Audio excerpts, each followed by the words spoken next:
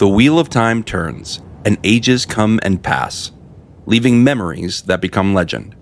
In one podcast, called The Lorehounds by Some, a weekly recap with tons of analysis, two Wheel of Time superfans will lead you through a world of powerful magic, tricky prophecies, and cutthroat politics. Join me, John, and my co-host Alicia for weekly coverage of Season 3 by searching your podcast app for The Lorehounds. Doviandi Sitova Seguin. It's time to roll the dice.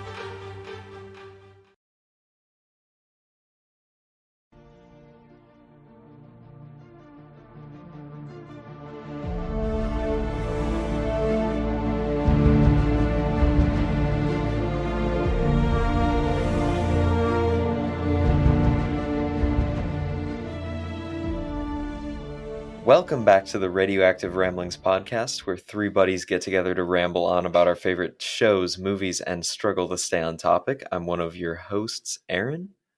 And I am another host, Chase.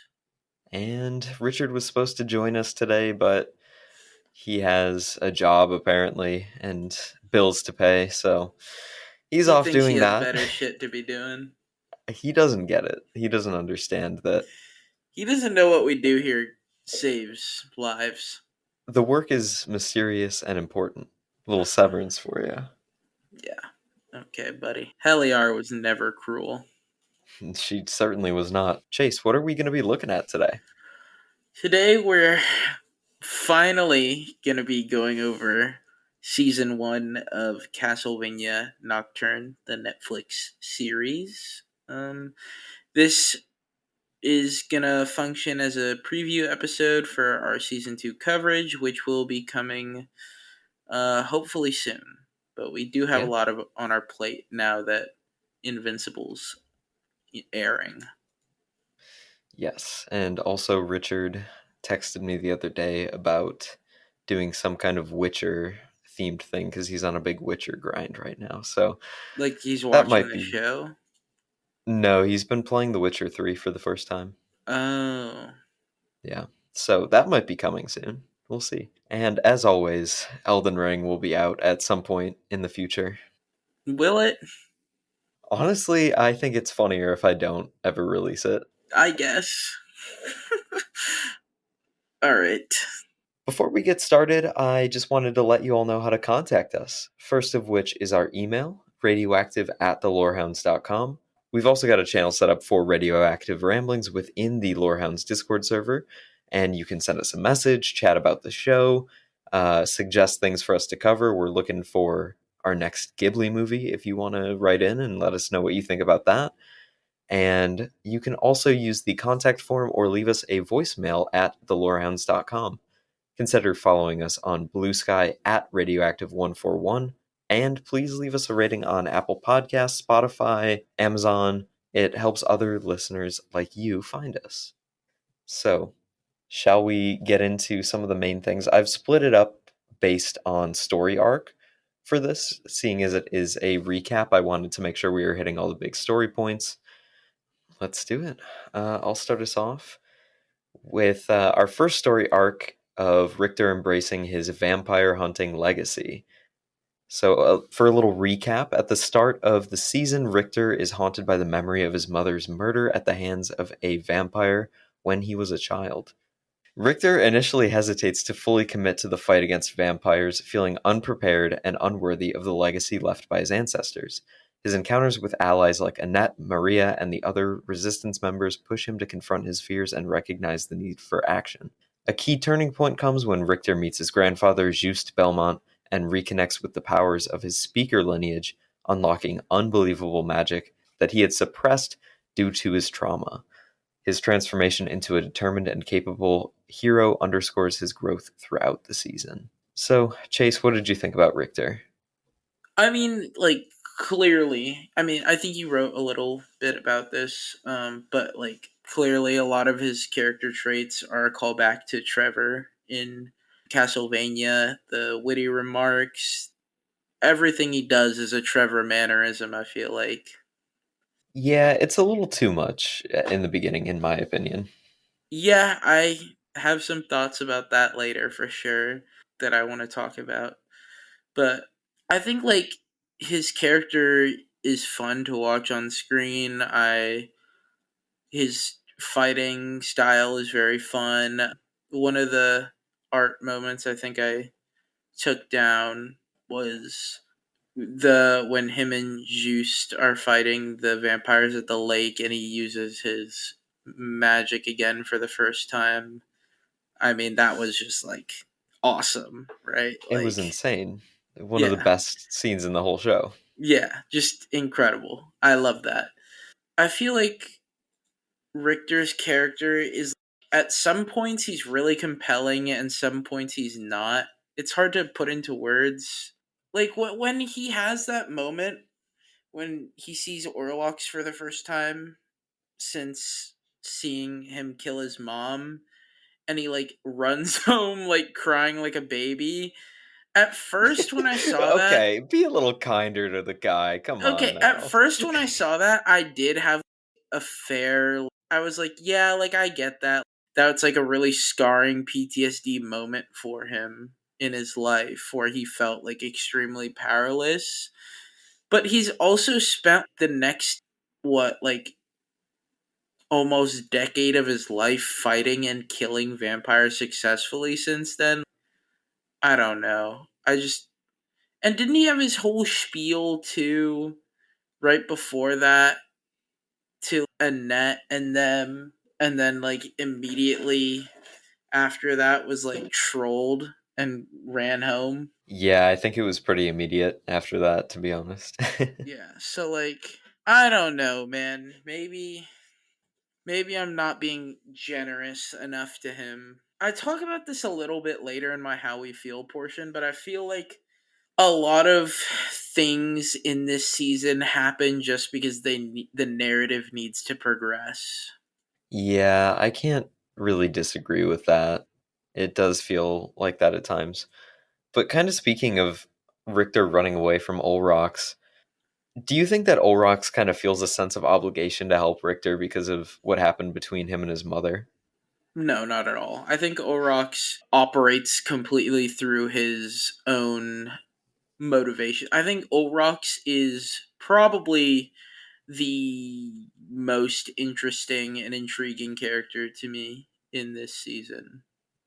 I agree, and I have to say this is a little bit of a spoiler for like my thoughts on season 2, but I don't think that we saw enough of him in both seasons. I think that he should have been a much more prominent character.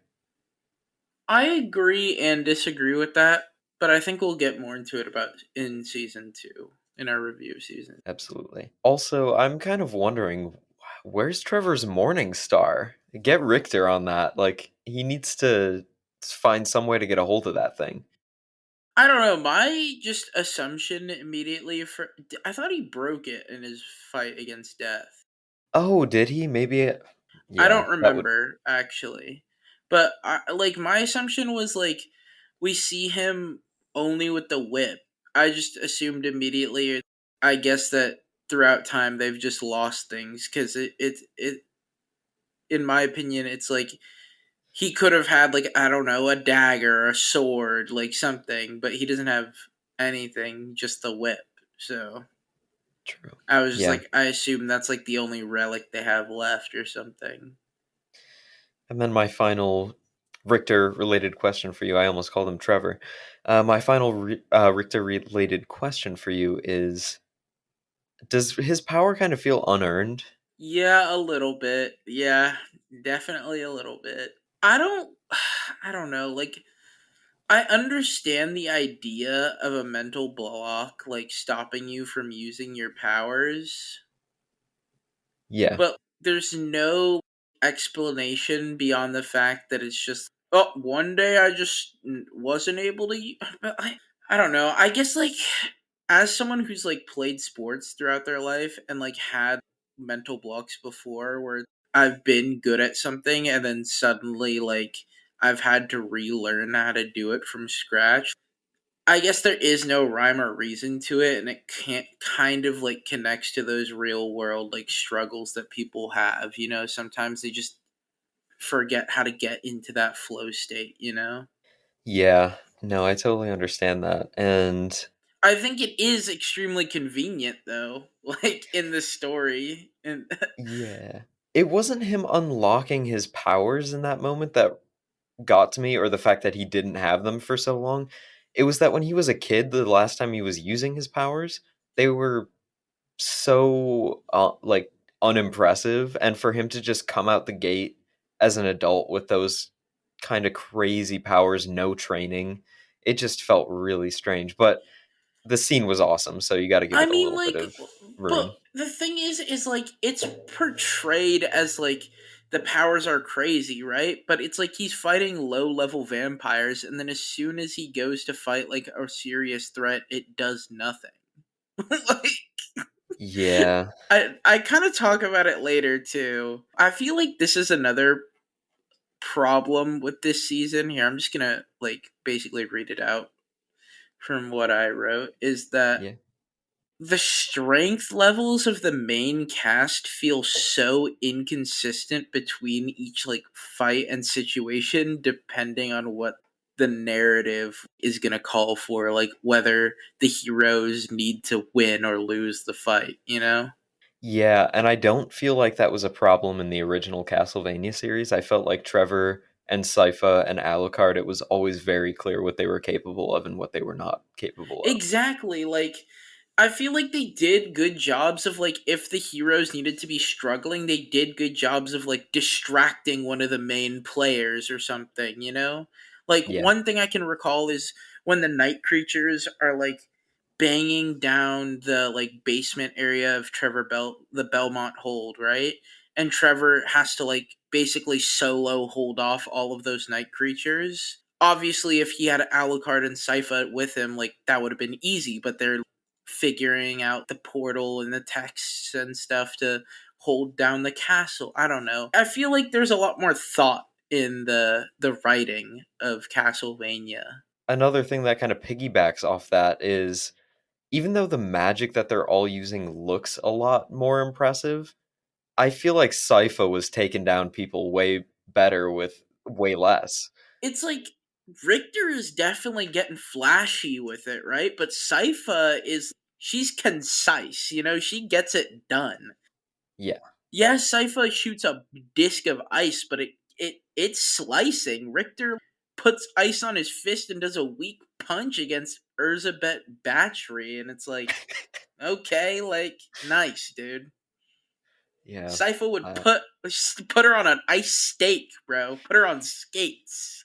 Like the Vampire Messiah would be the story of yesterday if fucking Sypha and Trevor were on the case. that's what I'm saying, bro.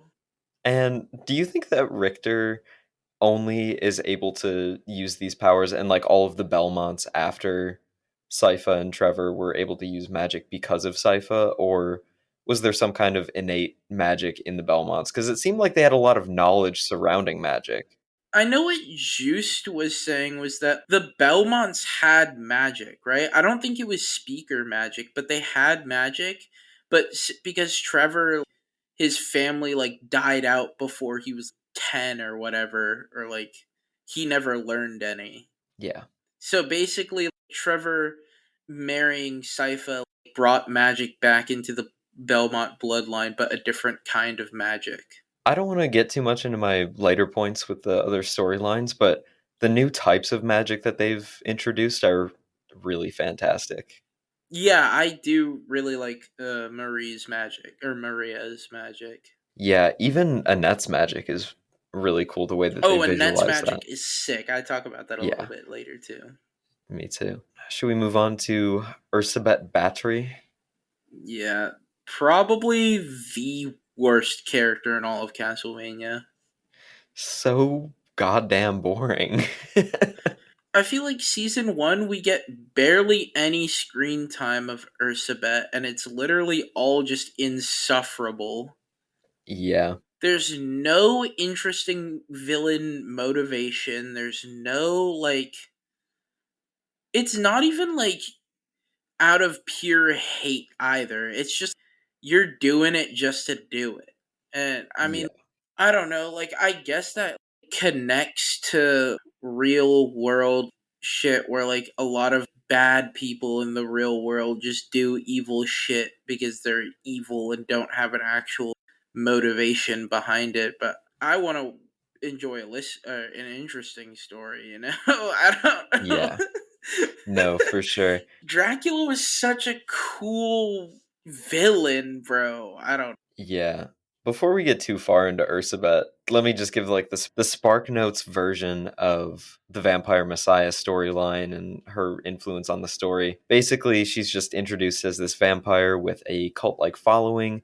People think she's a savior, and she kind of goes in, capitalizes on the chaos that happens in the French Revolution, and promises some kind of twisted form of redemption for the downtrodden, even though she's just propping up nobles and vampires. The story eventually reveals that Ursabet is trying to fulfill this ancient prophecy to become a vampire messiah who is also a mix between her and the Egyptian goddess, oh god, Sekhmet, the Egyptian goddess Sekhmet, and yeah, she ends up creating this eclipse at the end of the season and is mega powerful, but that does not save her from being boring as hell. Yeah. Boring. Yep. I think that the only thing saving the Ursabet storyline for me mostly are the side characters. Like, Drolta is such a good villain, and I feel like in season one, Jolta is still a little boring. yeah, she's a little bit boring. And I mean, by the time season one ends, she's gone. So they didn't really intend for her to stick around that long. Yeah. There's a lot of other side villains that were more interesting. We were talking about earlier, Olrox is just such a great complex character. I thought the Marquis was kind of interesting in those first couple of episodes. He was obviously just a representation for the threat at large and not a character in and of himself very much.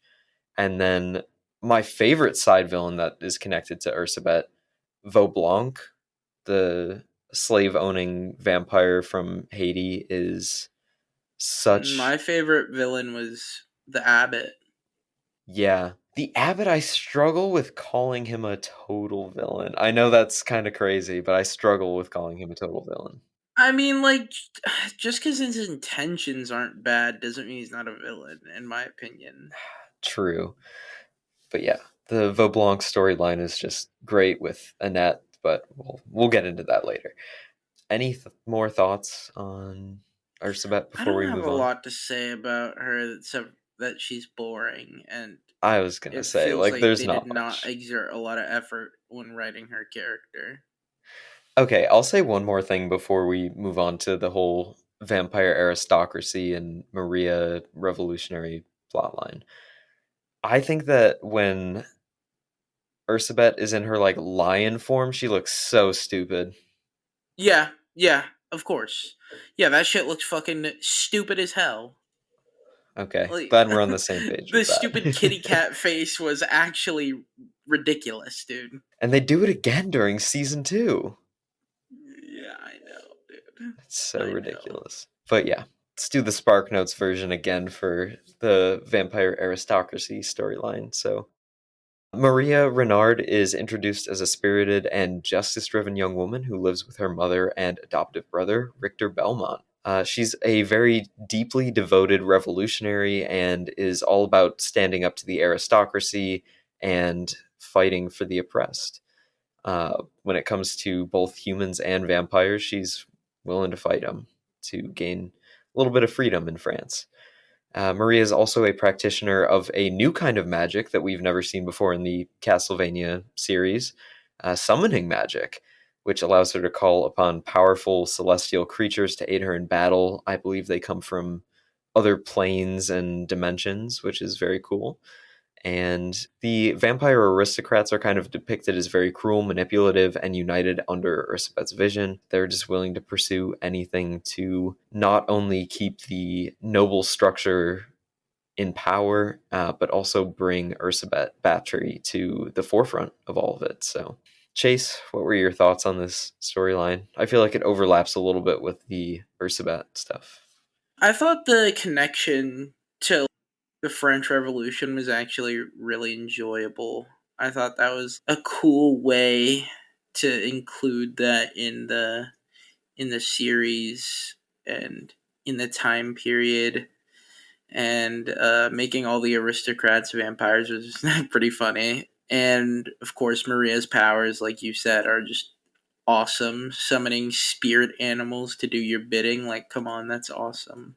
Anytime I play any kind of fantasy game where that they have magic systems like Skyrim or D&D, whatever it happens to be, I love those kinds of summoning builds. Like that's just so fun and so cool to be summoning creatures from other realms. So Maria is, I would say, out of anyone, I would like to have her powers. No, I'd want Annette's powers. The whole like alteration magic thing is very cool. But yeah, how old is Maria supposed to be? Is she like She's 14 years 16. old? Okay, she Yeah. looks so young and it always confuses me. It throws me off so much. They do make her like a very petite little girl. Yeah, and it's I mean, I think she's a 16. She's young. She is young, no, but they yeah, make her look like absolutely. she's 13 in this They show. do. And I don't think that the like period accurate clothing, or not even period accurate clothing, but period inspired The clothing like with like the big child pink clothing. bows, Yeah, yeah, dude. it's The like... it's misleading. She does wear like a little boy's garb. She really does.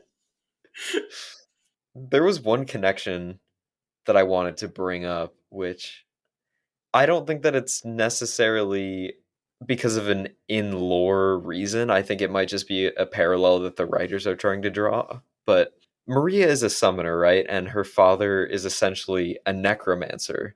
But is he actually? Can't? Isn't it just the machine?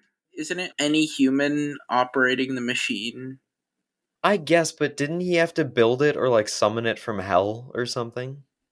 I don't remember them discussing how he got his hands on it. I'm not gonna lie. Honestly, the only reason why I'm assuming he had to summon it from hell and like use the book is because the way that They got rid of it. They just sent yeah, it the way back to that they hell. were yeah, exactly, Yeah, I opening up a have no portal, send it clue. back. I mean, it definitely is interesting that they both have a very similar ability. Yeah, except Maria's creatures are loyal to her and the abbots are not so much. How did he manage to pull Maria's mother though?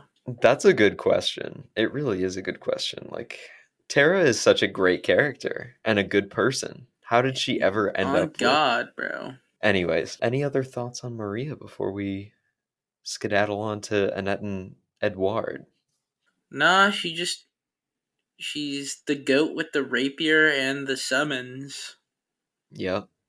For our Annette and Edward briefing here, Annette's introduced as a freedom fighter and former enslaved person from the Caribbean, and her past is shaped a lot by the horrors of enslavement, including witnessing her people's suffering under vampiric colonial oppressors. Edward is Annette's very close friend and comrade, and he shares her revolutionary ideals and fights alongside her against their oppressors. Edward's transformation into a night creature during the beginning of the series, it really impacts Annette, and she struggles a lot with the emotional pain of seeing her friend turn into a tool of the enemy, essentially. But despite this, she refuses to give up on him and believes that there might still be a way to save him or bring him back, or if not, to try and honor the person that he was. I think that Edward did a complete 180 for me in this series in terms of liking a character. I really did not like him when we first were introduced to Edward. What, you didn't like the opera singer turned vampire hunter? No, that part was fine. It was just when they were like having Maria's bird's funeral and he started singing opera at like Out a of bird nowhere. burial in the Unprompted. backyard. Unprompted opera singing It was at the unprompted. bird funeral of the person he met yesterday. Every time I remember that scene, I'm like, they didn't need that. They're doing No, too much. they truly didn't need it, and everyone was completely silent and in mourning, and he's like, "Why don't I just sing a little ditty for you?" And Why don't I show off what my singing chops for it, everyone? it was so And then he strange. got turned into a demon of the night. Yeah. All of the parts where he was singing opera as a night creature, I thought that was really cool. I felt like those were really good, but pre Night Creature singing with him ticked me off, bro. I was like, don't you got better shit to be doing? Like, you were just attacked. Go take a break. I'm surprised he didn't start singing when the vampires were eating him, bro. That would have been so good. Me when Annette basically killed Edward, though. Yeah, she kind of did. I can't wait to talk about the ending of that in season 2. Our season 2 episodes are going to be really interesting. Or episode. I don't know if we're doing 1 or 2 for that yet.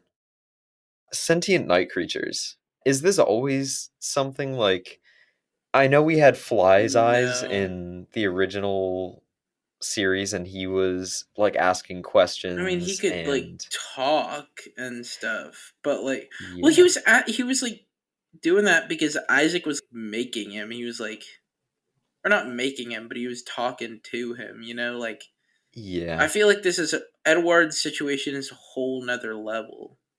Yeah. And why do you think that they're doing that? Like, is it because they're made in a machine and not by hand, or is magic just becoming less potent? I don't know what possible explanation could there be for I have why. no clue, dude. They give us nothing. I feel like Yeah. to work with that. I feel like the leading theory just has to be that it's because they're made in a machine and it's less personal. Like, I I can't really think of guess. any other reason. Shall we talk about? I feel like this is a good segue into Abbot Emmanuel and the Night Creatures. I felt like the Abbot and his fucking goons were the best villains of this season.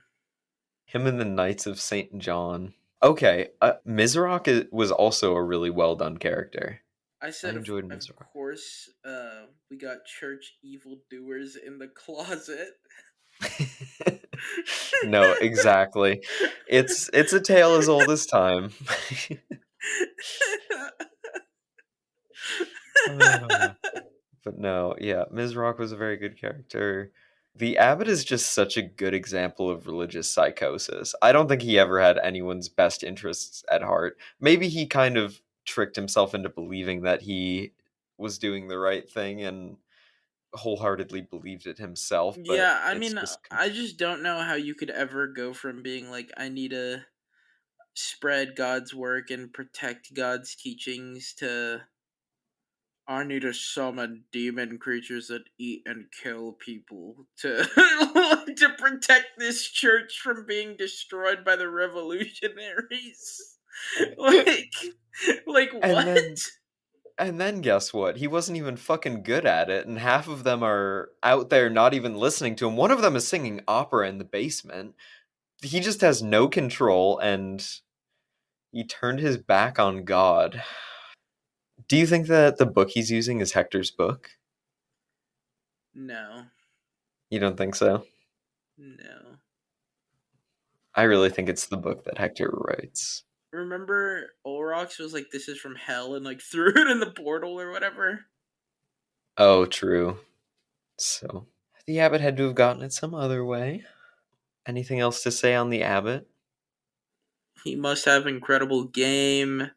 The abbot knows how to speak to the Huz. I was not expecting the reveal of Emmanuel being Maria's father at all. I wasn't expecting it, but when it happened, I wasn't like, "Oh my god, what?" I don't know. Like I was just like, "Oh, I guess he's her dad, or he's yeah, her dad."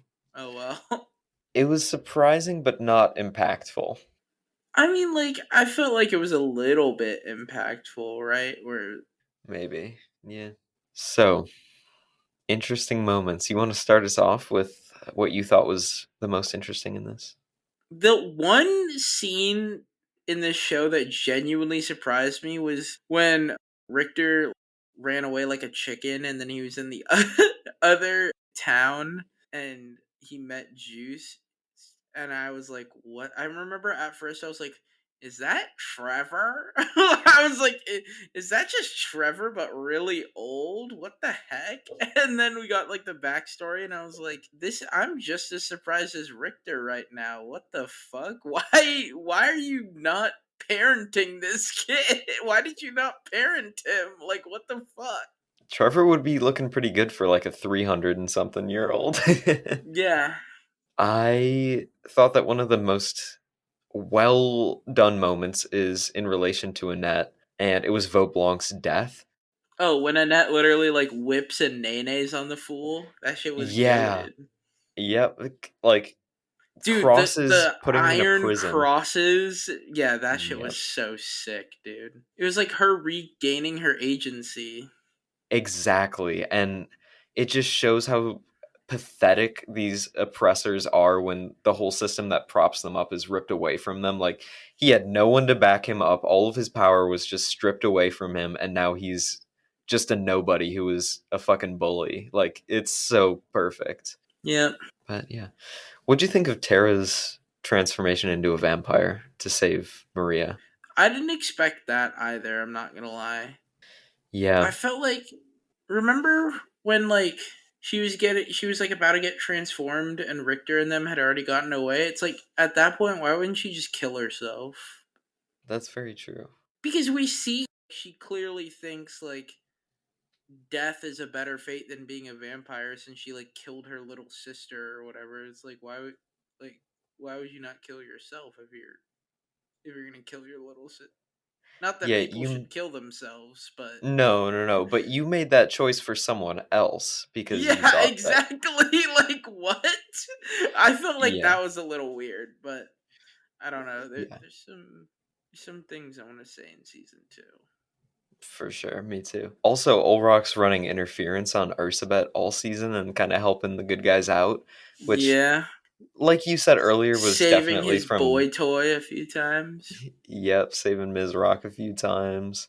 Their relationship felt very genuine. I thought that it was very believable.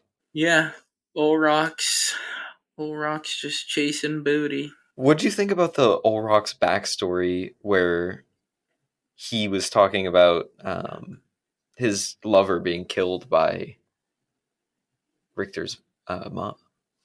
Like, do you What do you think mean? that his do you think the person he was in a relationship with was doing evil shit and that's why Richter's mother, what's her name again, It was Julia? probably just another vampire, Yeah, so she just killed it. true. All right. Like, Anything else before we get into your thoughts on the artwork in this season?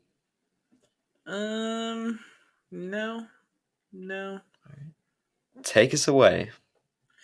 I think I mentioned my points earlier, but obviously Richter's sequence at the lake where he fights the vampires after re-unlocking his magic and he puts his stupid little headband on and then he goes sicko mode. I thought that was pretty epic.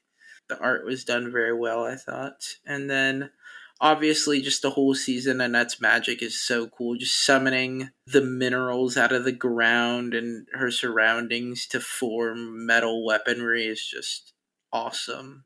You know what? Maybe I do change my mind and say I want Annette's powers. I know, right? Think about that, especially now where like there's literally metal in your vicinity everywhere. Like, come on. I know.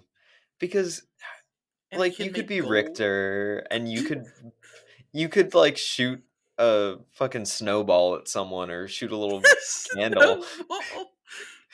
But like when you're Annette, you see a rock on the ground, that could be a sharp object in someone's face in 3 seconds. Like Who you are your enemies, bro? Who are you trying to hurt, dude? Holy crap! That could be a sharp object in someone's face.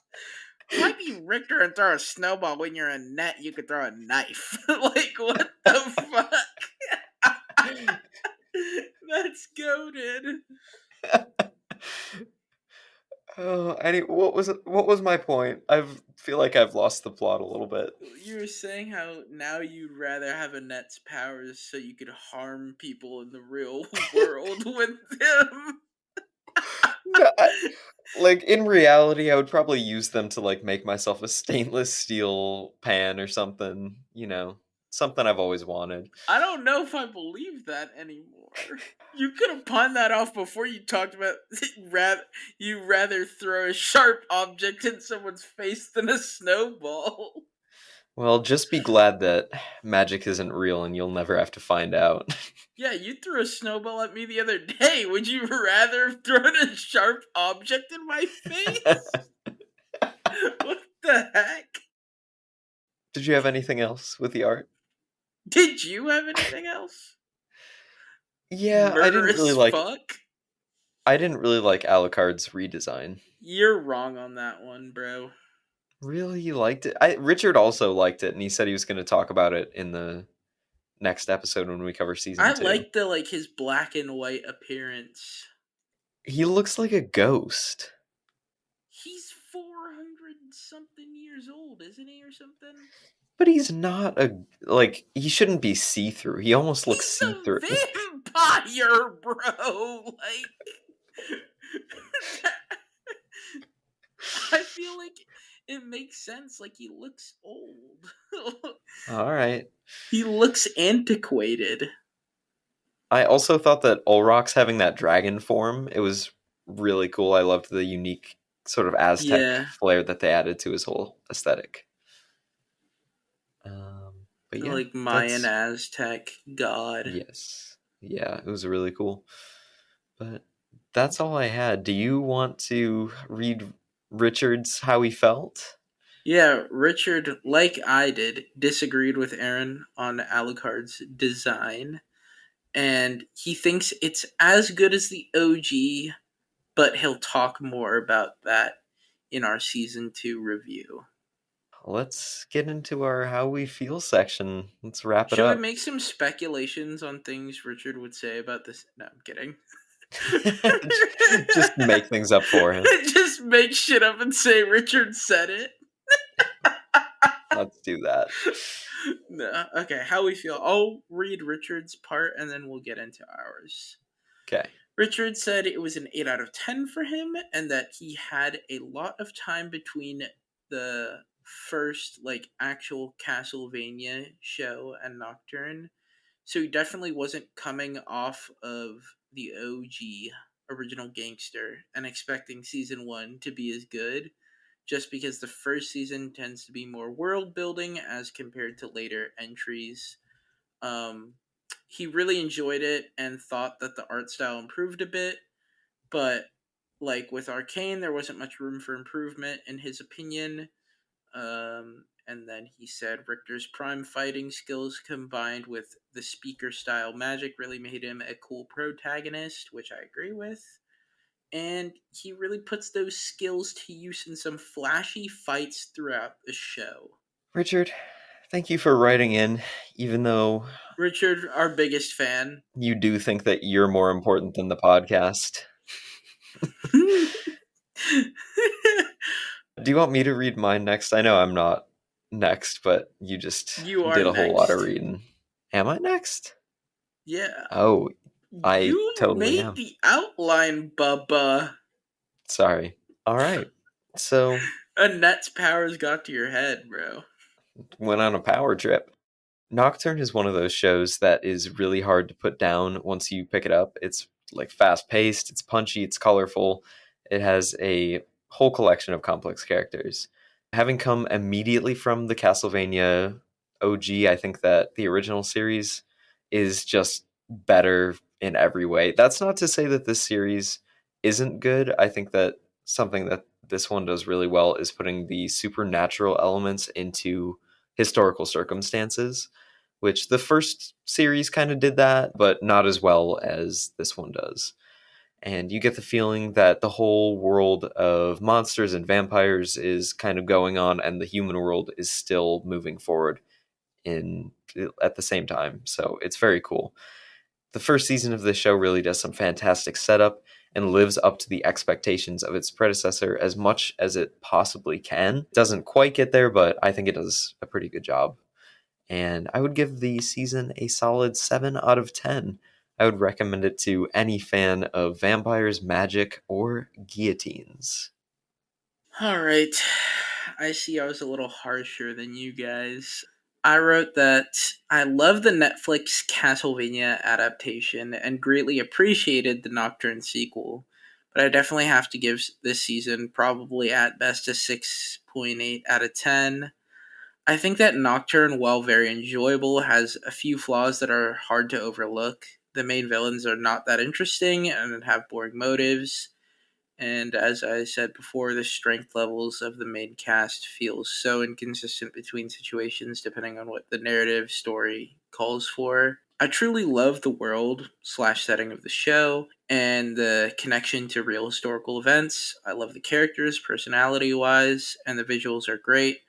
But this first season leaves me with some major things to be desired, in all honesty. This season of Nocturne left me with a lot of questions that I wanted answered, but not really out of curiosity and more rather confusion. Yeah, I completely understand that perspective. I think that I'm a little bit more biased towards liking things with vampires and magic and stuff. Like, that's just fantasy is kind of my I jam. mean, So I love the fantasy aspect. Don't get me wrong. Like, even though there are glowing flaws for me, I still watched the whole thing eagerly. Don't get me wrong. yeah. I gave it near a 7, and I still stink. Wow. I still think a 7 out of 10 is like a very enjoyable show. Like, I just don't think it's like above average. Yeah, it's kind of a turn your brain off and watch the fights type of show. Yeah, and I felt like, I don't know, OG Castlevania was, it can be turn your brain off watch the fights for some people, but I felt like it was more engaging than that. Yeah, it felt a lot more intellectual in the first one. Yeah. I felt like there's a lot more maybe moral dilemma in the first one. Yeah, it gave us as an audience way more to think about and didn't just. I don't want to say just because this season I do think that there's some good storytelling. I think that Annette's story is really well written. I think that the Abbott storyline is really well written. I mean, like, I agree, but all of those things are storylines that are better than the storyline they're forced to take a backseat to, and I think that's also a flaw. Yeah, for sure. Any final thoughts before we wrap it up and go watch Severance? Um, I guess, like, Irv B is the goat, and Heliar was never cruel, and Seth do it. Check out Severance if you haven't. Hey, Anyways, I just wanna let everyone know. Watch Severance now. Pay for the Apple TV Plus subscription to watch Severance, because that show is incredible. it's so worth it. It's so If worth it you're right gonna now. watch a show between Castlevania Nocturne or Severance, pick Severance. I would 100% agree with that. But if you're also gonna watch them both, tune in for our next episode of Castlevania Nocturne. Am I right, guys? Or you could just cancel your Netflix subscription and listen to our recap and get the Spark Notes version of it and go subscribe to Apple TV Plus so you can watch Severance. Or We'll you watch could Castlevania so you don't cancel have to. your Netflix subscription and subscribe to our Patreon. Ooh. How you like them apples? You know, at this point, I don't like them apples too much. If I had to pick our Patreon or Netflix, I'm probably going for Netflix. You're not doing a very good job promoting us. Careful, I can cycle you out for Richard if I really wanted to.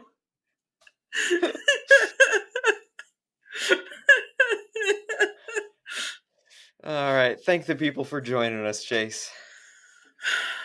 uh, Thank you everyone for joining us today, and we You don't hope have you to tune sound in so again. somber about it. I'm just sad our time with everyone is coming to an end, you know? Okay. You saved it. It's your rodeo. Get on the damn bull. Before we let you guys go, I just wanted to give a quick shout out to all the other podcasts on the network. First, to the ones who make all of this possible, our parent podcast, The Lorehounds. Also in the network are excellent podcasts like We'll Shift Dust, the Star Wars Canon Timeline podcast, and Rings and Rituals. The Lorehounds are doing their joint coverage with Properly Howard for Severance right now, and if you haven't checked out Severance or the Severance podcast, go check them out. Watch the show. It's fantastic. And then the podcast is just the perfect companion to have with it. So We'll Shift Dust finished up their coverage of Silo. Rings and Rituals team, Marilyn and Sarah, are on a little hiatus until they have a plan for Season 2 coverage for Rings of Power.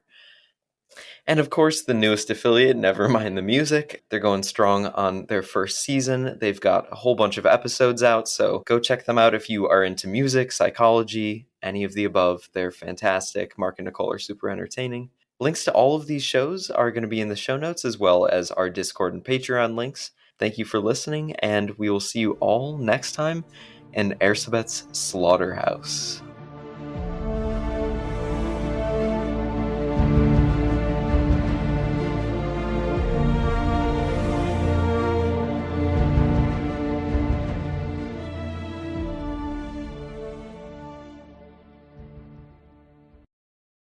The wheel of time turns, and ages come and pass, leaving memories that become legend.